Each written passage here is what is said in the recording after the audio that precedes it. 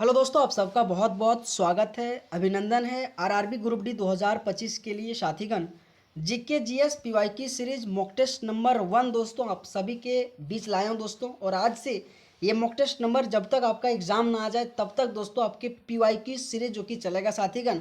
तो दोस्तों आइए टाइम को वेस्ट ना करते हुए पहला क्वेश्चन देखते हैं कि आपके एग्जाम में किस प्रकार से दोस्तों क्वेश्चन पूछा गया था।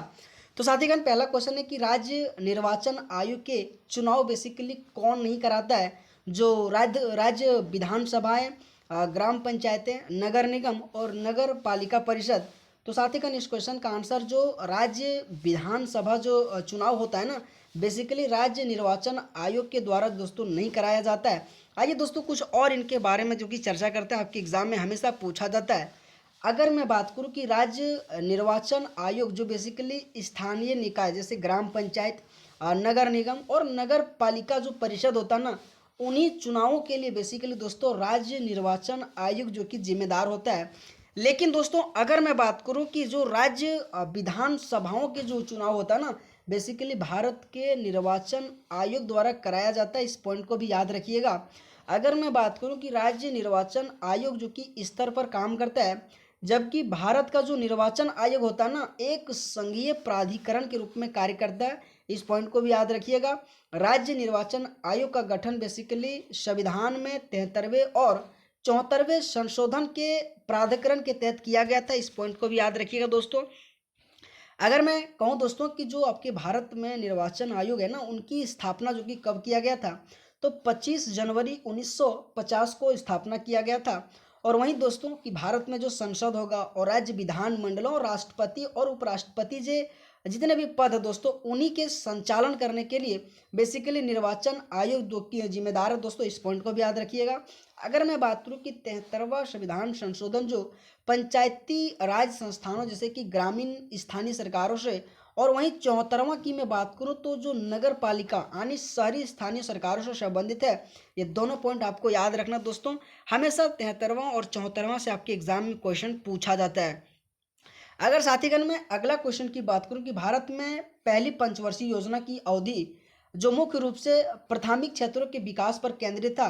अगर दोस्तों मैं इस क्वेश्चन की आंसर की बात करूं तो 1951 से लेकर 56 के बीच में पहला पंचवर्षीय योजना चला था दोस्तों। अगर मैं बात करूं कि पहला पंचवर्षीय योजना के खत्म होने से पहले कितने आईआईटी की स्थापना किया गया था, दोस्तों 5 आईआईटी की स्थापना किया गया था। जो दोस्तों आपके एग्जाम में कई बार एसएससी में ये क्वेश्चन पूछा गया है, तो दोस्तों आपके एग्जाम में भी पूछा जा सकता है कि 5 आईआईटी की स्थापना प्रथम पंचवर्षीय योजना खत्म होने से पहले किया गया था। और अगर मैं बात करूं दोस्तों इस योजना को किसके द्वारा, किस प्रधानमंत्री के द्वारा शुभारंभ किया गया था, तो पंडित जवाहरलाल नेहरू के द्वारा शुभारंभ किया गया था। इस पॉइंट को भी याद रखिएगा। अगर साथीगण में इनके बारे में कुछ और एक्स्ट्रा जानूं तो 1951 से 56 की अवधि तक जो भारत के प्रथम पंचवर्षीय योजना का अवधि है। अगर मैं बात करूं कि पहली पंचवर्षीय योजना मुख्य रूप से प्राथमिक क्षेत्र के विकास पे था, जैसे कि कृषि हो जाएगा, सिंचाई हो जाएगा, बिजली आ जाएगा, इन सभी क्षेत्रों पे दोस्तों मुख्य उद्देश्य था। अगर मैं बात करूं इस योजना का, पहली पंचवर्षीय योजना का जो आधारित मॉडल जो आपके एग्जाम में हमेशा पूछा जाता है कि हेरल्ड डोमर मॉडल जो किस पंचवर्षीय योजना पे आधारित था, जो बेसिकली प्रथम पंचवर्षीय योजना पे आधारित था। अगर दोस्तों मैं बात करूं उसी तरह से आपके जो दूसरा पंचवर्षीय योजना है ना, बेसिकली महालनोबिस मॉडल पे आधारित था। इस पॉइंट को भी याद रखिएगा। हमेशा दोस्तों प्रथम और द्वितीय से क्वेश्चन आपके एग्जाम में बार बार पूछा जाता है। अगर मैं बात करूं योजना को भारत के पहले प्रधानमंत्री पंडित जवाहरलाल नेहरू के द्वारा शुरू किया गया था।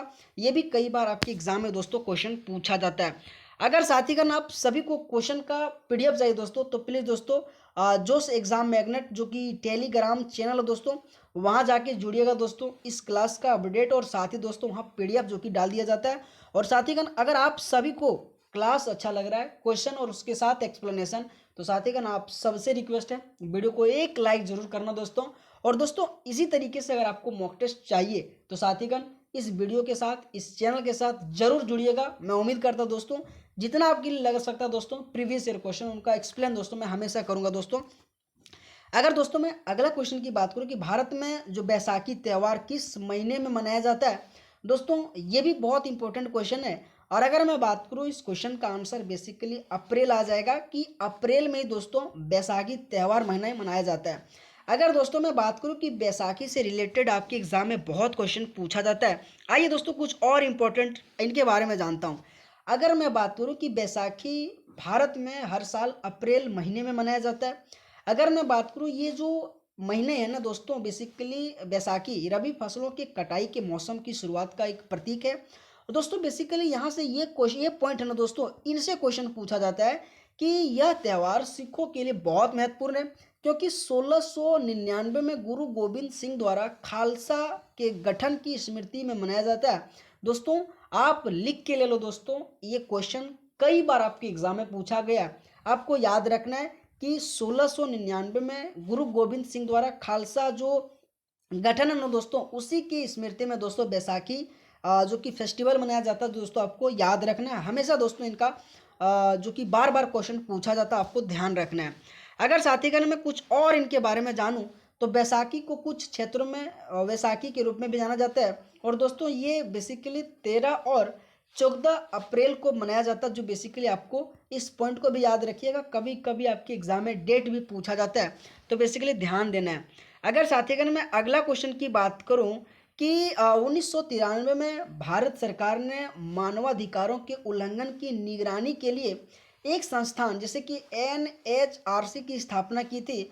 और दोस्तों वही आपके एग्जाम में इनका फुल फॉर्म जो कि पूछ रहा है दोस्तों, ये भी बहुत इंपॉर्टेंट क्वेश्चन आपके एग्जाम में हमेशा पूछा जाता है।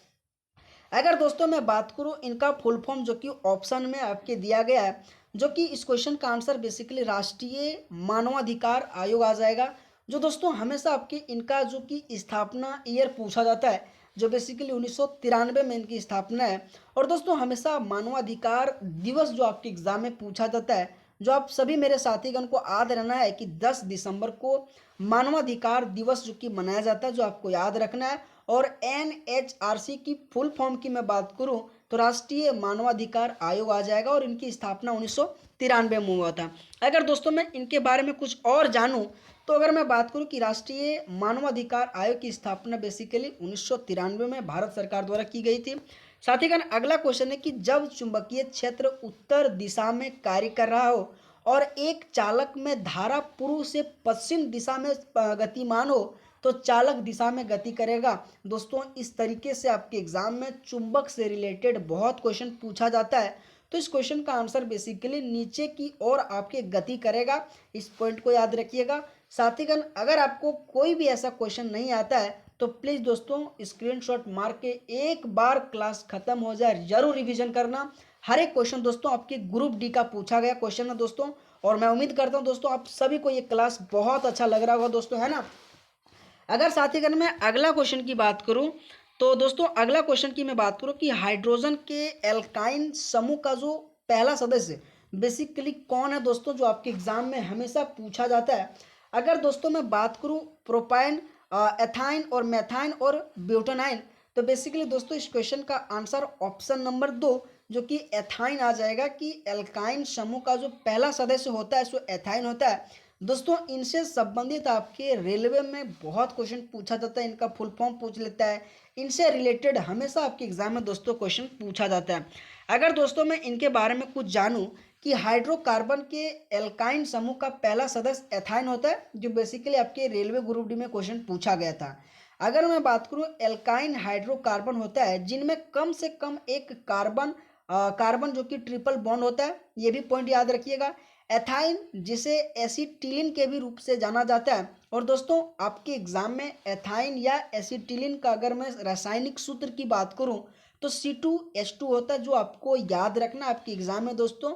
हमेशा मैंने कहा ना एसिटिलीन हो गया, एथाइन हो गया, प्रोपेन आ गया, ब्यूटेन आ गया, उनका हमेशा रासायनिक सूत्र आपके एग्जाम में बहुत पूछा जाता है, तो बेसिकली आपको ध्यान देना है। अगर दोस्तों मैं बात करूं कि जो एल्काइन होता है ना, बेसिकली इनका उपयोग वेल्डिंग के रासायनिक उद्योग में कच्चे माल के रूप में किया जाता है। इस पॉइंट को भी याद रखिएगा कि जो एल्काइन होता है ना, एल्काइन का बेसिकली उपयोग की मैं बात करूं तो वेल्डिंग के लिए किया जाता है, जो हमेशा आपके एग्जाम में क्वेश्चन पूछा जाता है। अगर दोस्तों मैं अगला अगर पॉइंट बात करूं कि एल्काइन हाइड्रोकार्बन के बड़े परिवार का एक हिस्सा है जिसमें एल्केन और एल्किन का भी शामिल होना बहुत जरूरी है। अगर दोस्तों मैं एल्काइन का अगर सामान्य सूत्र की बात करूं तो CnH2n जो कि -2, और जहां n कार्बन परमाणु की संख्या होता है, इस पॉइंट को याद रखिएगा। मैंने कहा ना, हमेशा आपके एग्जाम में दोस्तों उनके सूत्र से क्वेश्चन पूछता है। तो बेसिकली एल्काइन का सामान्य सूत्र जो कि CnH2n -2 होता है, जो बेसिकली आपको ध्यान देना है। अगर मैं अगला क्वेश्चन की बात करूं साथीगण कि मोटर के आर्मेचर के घूर्णन की दिशा यानी ज्ञात की जा सकती है और उन्हीं की मदद से जो कि ज्ञात किया जा सकता है।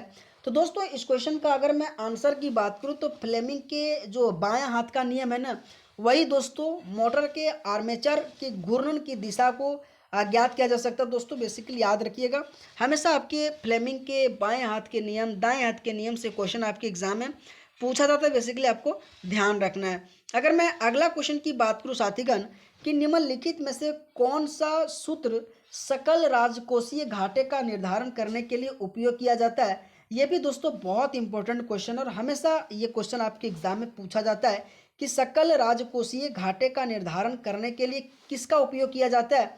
जो साथीगण अगर मैं बात करूं इस क्वेश्चन का आंसर कि कुल व्यय माइनस राजस्व प्राप्ति प्लस गैर ऋण सृजन पूंजीगत जो प्राप्ति, इस क्वेश्चन का आप स्क्रीनशॉट जरूर मारिएगा दोस्तों। ये क्वेश्चन आपके एग्जाम के लिए बहुत इंपॉर्टेंट है, और हमेशा दोस्तों NTPC हो, रेलवे हो, SSC हो, राजकोषीय घाटे से क्वेश्चन आपके एग्जाम में हमेशा पूछा जाता है। तो बेसिकली इस क्वेश्चन को आप जरूर ध्यान रखिएगा। अगर साथीगण मैं अगला क्वेश्चन की बात करूं कि प्रकाश संश्लेषण में उत्पन्न अपशिष्ट जो उत्पाद है ना, वो क्या है, ये भी दोस्तों हमेशा क्वेश्चन पूछा जाता है। अगर मैं बात करूं पानी, ऑक्सीजन, ग्लूकोज और कार्बन डाइऑक्साइड, और इस क्वेश्चन की अगर मैं बात करूं दोस्तों ऑप्शन नंबर बी जो कि ऑक्सीजन, जो कि इस क्वेश्चन का आंसर आ जाएगा। जो प्रकाश संश्लेषण में उत्पन्न अपशिष्ट उत्पाद बेसिकली ऑक्सीजन आ जाएगा। अगर साथीगण आपके एग्जाम में अगर मैं बात करूं इनसे रिलेटेड कुछ और पॉइंट जो आपके एग्जाम में क्वेश्चन पूछा जा सके कि प्रकाश संश्लेषण की प्रक्रिया में पौधे सूर्य के प्रकाश का उपयोग करके कार्बन डाइऑक्साइड और पानी को ग्लूकोज और ऑक्सीजन में बदलता है, इस पॉइंट को याद रखिएगा। प्रकाश संश्लेषण के लिए समग्र रासायनिक समीकरण को इस प्रकार दर्शाया जाता है जो 6CO2 प्लस 6H2O प्लस प्रकाश ऊर्जा बराबर जो आपके जो दिया गया C6H12O6 प्लस 6O2। जो आपके ये पॉइंट याद रखिएगा, कभी कभी इतना जो कि समीकरण देके प्रकाश ऊर्जा देके जो कि आपको इतना फुल फॉर्म में भरना पड़ता है।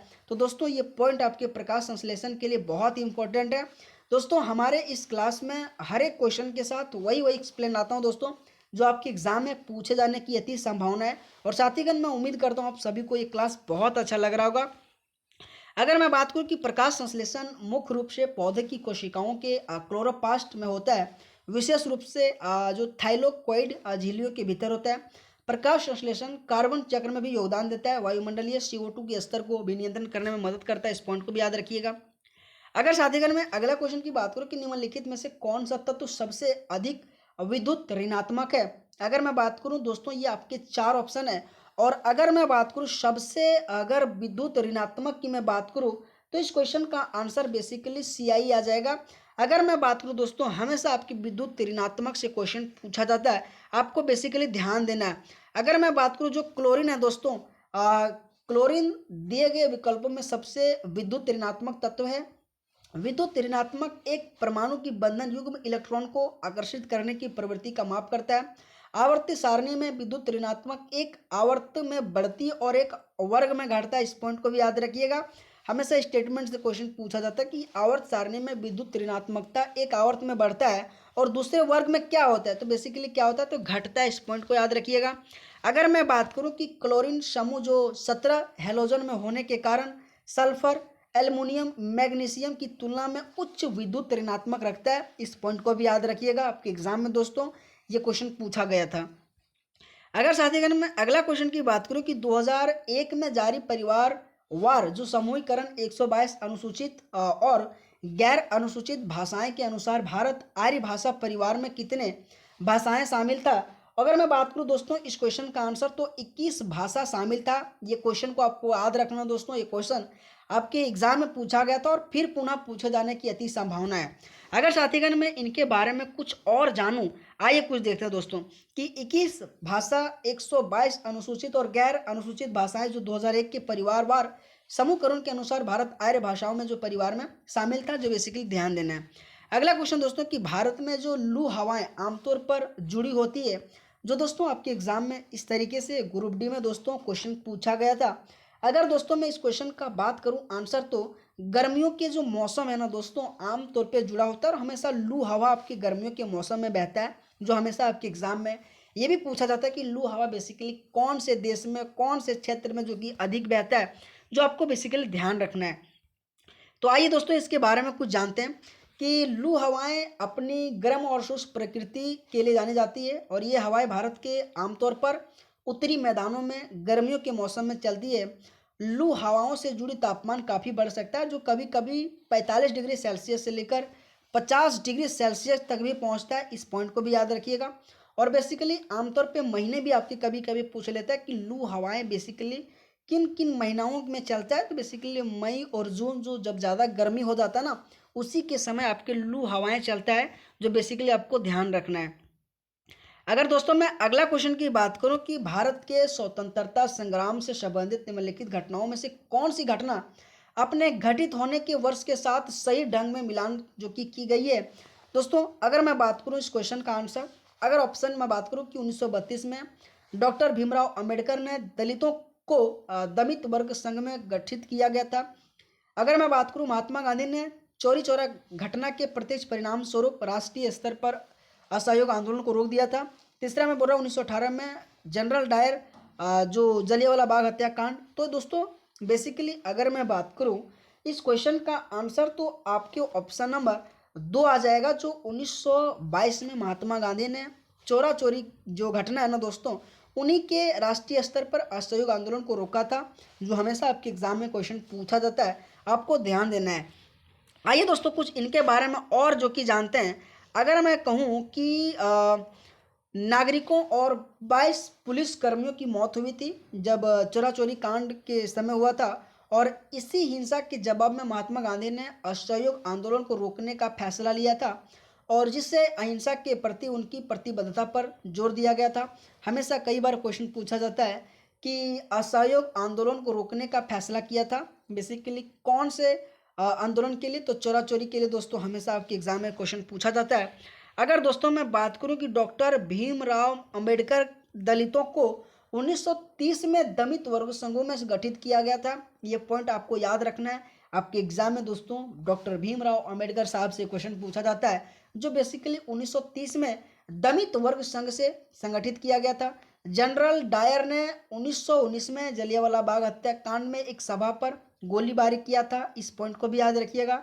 भारतीय राष्ट्रीय कांग्रेस 1929 में पूर्ण स्वराज पर प्रस्ताव पेश किया था। ये तीनों पॉइंट दोस्तों आपके एग्जाम के लिए बहुत इंपॉर्टेंट है, आपको साथीगण ध्यान रखना है। अगर मैं अगला क्वेश्चन की बात करूं कि दोस्तों जो कि अगला क्वेश्चन दिया गया था कि जब मेंडल ने मटर के पौधे में 2 लक्षणों के वंशानुगत को अध्ययन किया, तो F2 पीढ़ी में पौधों के लिए उसे किस अन्य की फेनोटाइपिक जो अनुपात में मिला था। अगर मैं बात करूं दोस्तों इस क्वेश्चन का आंसर जो आपके एग्जाम में हमेशा इंपॉर्टेंट बनता है कि 9:3:3 और 1, जो आपके एग्जाम में हमेशा आपके मेंडल से क्वेश्चन जो मटर के पौधे में दोस्तों उन्होंने वंशानुगत का अध्ययन किया था, और इनसे रिलेटेड हमेशा आपके एग्जाम में क्वेश्चन पूछा जाता है, और ये बेसिकली क्वेश्चन आपको ध्यान रखना है, ये बहुत इंपॉर्टेंट क्वेश्चन आपके एग्जाम के लिए बनेगा। अगर साथीगण मैं इनके बारे में कुछ और जानूं कि 9:3:3:1 मटर के पौधे की F2 पीढ़ी के 2 लक्षणों के वंशानुगत के लिंगन मेंडल द्वारा जारी किया गया एक जो कि फेनोटाइपिक है, और बेसिकली दोस्तों इसमें से बहुत सारे एक्सप्लेनिंग जो कि आप आराम से पढ़ लीजिएगा, है ना। अगर साथीगण मैं अगला क्वेश्चन की बात करूं कि आपके ग्रुप डी में क्या क्वेश्चन पूछा गया था दोस्तों कि जब प्रतिरोधक श्रेणी संयोजन में जुड़ी होता है, तो प्रत्येक प्रतिरोधक जो विभवांतर जो कि अंतर होगा, अगर मैं बात करूं मोटाई के समानुपाती, प्रतिरोध के समानुपाती, समान रूप में विभाजित और समान। अगर दोस्तों मैं इस क्वेश्चन की आंसर की बात करूं तो बेसिकली प्रतिरोध के समानुपाती इस क्वेश्चन का बेसिकली आंसर आ जाएगा कि जब प्रतिरोध श्रेणी संयोजन में जुड़ा होता है तो प्रत्येक प्रतिरोध पर विभवांतर क्या होता है, तो जो कि समानुपाती होता है, जो आपको याद रखना है। अगर साथीगण इस क्लास का अगर आपको पीडीएफ चाहिए तो प्लीज़ दोस्तों टेलीग्राम चैनल जोश एग्जाम मैग्नेट में जाके जरूर जुड़िएगा, वहाँ इस क्लास का दोस्तों PDF दिया जाएगा। अगर साथीगण अगला क्वेश्चन की बात करूँ कि निम्न आकांक्षाओं के उष्णकटिबंधीय क्षेत्रों में उच्च शीतोष्ण और उप ध्रुवीय क्षेत्रों तक बहने वाली जल धाराओं को बेसिकली क्या कहा जाता है। ये दोस्तों बहुत इंपॉर्टेंट क्वेश्चन है। अगर दोस्तों मैं इन क्वेश्चन का आंसर की बात करूं तो गर्म धाराएं इस क्वेश्चन का आंसर आ जाएगा, जो बेसिकली आपको ध्यान रखना है। अगर साथीगण मैं अगला क्वेश्चन की बात करूं कि निम्नलिखित में से किसको प्रकाश के प्रकीर्णन की घटना द्वारा समझाया नहीं जा सकता है। खतरों के संकेतों के लिए लाल रंग का उपयोग करना, आकाश का नीला रंग, तारों का टिमटिमाना, सूर्यदेव के समान समय सूर्य का लाल होना। और इस क्वेश्चन का आंसर बेसिकली तारा का जो टिमटिमाना प्रकाश के प्रकीर्णन की घटना द्वारा समझाया नहीं जा सकता। दोस्तों आपको याद रखना है, ये तीनों पॉइंट आपके एग्जाम में स्टेटमेंट से संबंधित रिलेटेड क्वेश्चन बार बार पूछा जाता है, तो आपको याद रखना है। आइए दोस्तों, तारों के टिमटिमाना जो प्रकाश प्रकीर्णन की घटना द्वारा समझाया नहीं जा सकता, तो किन के द्वारा समझाया जाना चाहिए दोस्तों, आइए देखते हैं। तारों का टिमटिमाना प्रकाश के प्रकीर्णन की घटना द्वारा समझाया नहीं जा सकता है। तारों का टिमटिमाना वास्तव में तारों के प्रकाश का एक वायुमंडलीय अपवर्तन के कारण होता है। दोस्तों हमेशा आपके एग्जाम में क्वेश्चन पूछा जाता है कि तारों का टिमटिमाना वास्तव में वायुमंडलीय अपवर्तन के कारण होता है, जो बेसिकली आप सभी मेरे साथीगण को याद रखना है। हमेशा इनसे क्वेश्चन पूछा जाता है कि जब तारों का प्रकाश पृथ्वी के वायुमंडल में से गुजरता है तो यह कई बार अपवर्तित जो मुड़ा हुआ होता है, जिससे प्रकाश की दिशा और तीव्रता बदल जाती है, जिसे तारे टिमटिमाते हुए हमें नजर आता है। अगर मैं अगला क्वेश्चन की बात करूँ साथीगण, लेकिन इसमें और थोड़ा कुछ पॉइंट है कि आकाश का नीला रंग जो रेले प्रकीर्णन के कारण होता है, जहाँ प्रकाश की छोटी तरंगदैर्घ्य नीली और लंबी तरंगदैर्घ्य लाल की तुलना में अधिक प्रकीर्णन होता है। और बेसिकली इन्हीं के कारण खतरे का जो संकेत है दोस्तों बेसिकली लाल रंग का दिया जाता है, जो आप सभी मेरे साथीगण को याद रखना है। अगर मैं अगला क्वेश्चन की बात करूं कि मेंडलीव की आवर्त सारणी में तत्वों के परमाणु द्रव्यमान और उनके बीच संबंध की जो जांच की गई थी ना दोस्तों, ये बेसिकली किस पे किया गया था, तो इस क्वेश्चन का आंसर भौतिक और रासायनिक गुण यानी इन दोनों पे दोस्तों मेंडलीव की आवर्त सारणी में तत्वों के परमाणु द्रव्यमान और उनके भौतिक और रासायनिक गुणों के द्वारा दोस्तों जांच किया गया था। अगर मैं बात करूं मेंडलीव से संबंधित रिलेटेड आपके ग्रुप डी में दोस्तों किस प्रकार से क्वेश्चन पूछा गया था कि मेंडलीव की आवर्त सारणी तत्वों के परमाणु द्रव्यमान और उनके भौतिक और रासायनिक गुण दोनों के बीच संबंध की जांच करता है, ये भी पॉइंट याद रखिएगा। मेंडलीव ने तत्वों को बढ़ते हुए परमाणु द्रव्यमान के क्रम में व्यवस्थित किया, जिससे उनके गुणों में आवधिक प्रकृति में उभर कर सामने आया था, ये पॉइंट भी याद रखिएगा। हमेशा क्वेश्चन आपके मेंडलीव से पूछा जाता है कि मेंडलीव ने तत्वों को बढ़ते हुए परमाणु द्रव्यमान के क्रम में व्यवस्थित किया था, ये हमेशा पॉइंट आपको ध्यान रखना है। अगर दोस्तों मैं जो कि कुछ और इम्पोर्टेंट इनके बारे में बात करूं कि दिमेत्री मेंडलीव एक रूसी जो कि रसायनज्ञ थे, जिन्होंने 1869 में आवर्त सारणी में पहला संस्करण बनाया था। हमेशा इनसे डेट पूछा जाता है, आपको याद रखना है। मेंडलीव की तालिका जो कि गैलियम और जर्मेनियम जैसे कई तत्वों खोज में सहायक थी, ये भी पॉइंट याद रखिएगा। अगर साथीगण मैं अगला क्वेश्चन की बात करूँ कि भारत में संघ की कार्यपालिका का जो संवैधानिक प्रमुख होता है ना, बेसिकली कौन होता है। अगर दोस्तों मैं इस क्वेश्चन का आंसर की बात करूं तो राष्ट्रपति जो संघ के कार्यपालिका का संवैधानिक प्रमुख होता है। आपको ध्यान रखना दोस्तों, हमेशा इनसे रिलेटेड क्वेश्चन पूछा जाता है। अगला क्वेश्चन और अंतिम क्वेश्चन दोस्तों कि सूर्य से आने वाले किरणों जो वायुमंडलीय द्वारा अपवर्तित होता है, इस कारण वास्तविक सूर्यास्त से लगभग जो कि कितने पहले दिखाई देता है। अगर दोस्तों मैं इन क्वेश्चन का आंसर की बात करूँ तो जो कि 1.2 मिनट पहले हमें सूर्यास्त के लगभग जो कि दिखाई देता। तो आपको दोस्तों क्लास कैसा लगा, और साथीगण अगर आप सभी को क्लास अच्छा लगा होगा तो दोस्तों आप सबसे रिक्वेस्ट है यार कि वीडियो को जरूर लाइक करना। और अगर साथीगण आप सभी को इसी तरह से क्लास चाहिए तो प्लीज़ दोस्तों एक रिव्यू जरूर कीजिएगा, और आपको कैसा लगा दोस्तों एक रिव्यू में जरूर बताइएगा। और अगर इस क्लास का अगर आपको PDF चाहिए तो साथीगण जोश एग्जाम मैग्नेट टेलीग्राम चैनल में जाके जुड़िएगा, और वहाँ दोस्तों इस क्लास का PDF अपलोड किया जाता है दोस्तों, वहाँ से आप जरूर जुड़िएगा। तो थैंक यू सो मच आप सभी मेरे साथीगण का।